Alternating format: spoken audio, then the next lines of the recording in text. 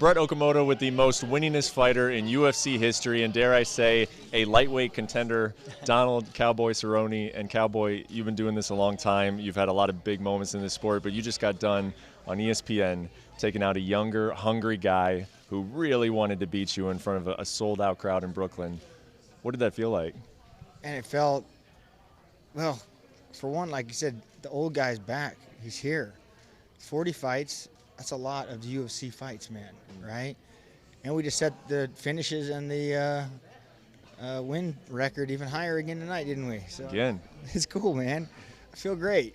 I love it. I was telling my corner when I was out there, standing outside the tunnel, man, I felt the energy of the crowd. I was like, there's nowhere I would rather be than right here tonight. Nowhere on this planet. Oops, sorry.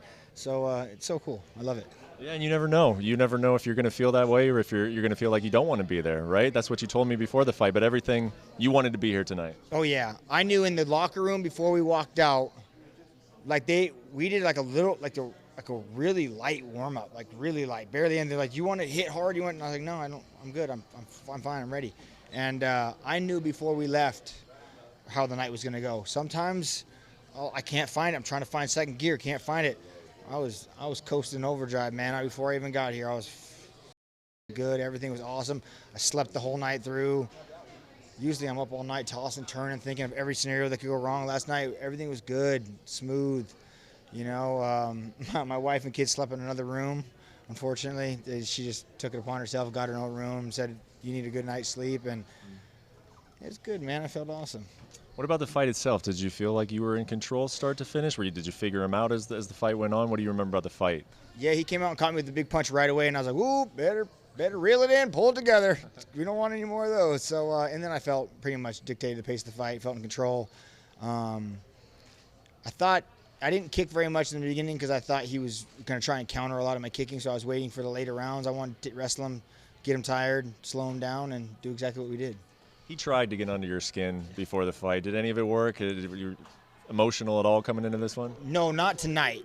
The day at the press conference, I'd have ripped his throat out. Yeah, I was like irritable, cutting weight, wanted nobody. So yeah, I mean, had he said something about my wife or kid, I probably would have come across and ripped his heart out, you know. But tonight, no, none of that. It doesn't bother me anymore. Well, besides extending the record further and getting obviously a memorable night in Brooklyn, this was a fight where you had a purpose, right? You wanted to show the UFC that you could come back here and beat a top guy at 155. So what do you think you proved here, and what do you want next? Yeah, I mean, that's what I want to do. I want to let the UFC know, A, I can make the fight, I can make 55 again, I can perform at 55 again, and I'm a top contender. So I think Conor agreed. I think that's what's maybe next. So let's do it. You surprised at all? Yeah, he tweeted you. He said, "Congrats, Cowboy, after a fight like that. Yeah, I'll fight you." What do you think? It's for a guy in his position because he can pick and do what he wants. So, like I said, I'm just the pawn in the show. So you want to do it? I'm honored.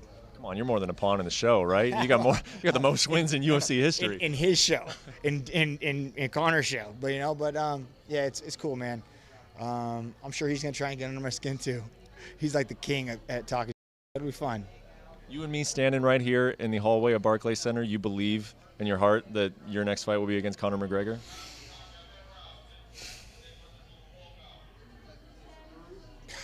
No, I don't.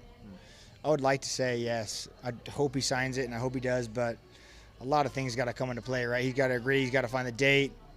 There's a lot going on, and I want to fight soon. So we'll see. I hope he says me too and wants to go in like March or April and we can do this, and I'm sure it'll be in Vegas at T-Mobile and we'll sell the out. So 90% of my heart says hell yeah, but there's a little bit that says deep down probably not. So what is the mentality though? Because you also said before this fight, and you told your team, and I think they'd try to hold you to it, that you're not just taking fights to take fights, right? Is that still the plan? What is your strategy as far as moving forward? Yeah, absolutely. I'm no longer right now. I told the UFC I want a top 5. I'll take a top 8. Top somebody. Top 5 would be good because if I go top 5, then I can fight and then take for the belt. That's 2 fights away. So that's what I want. Conor's 2, right? So hey, that's top 5.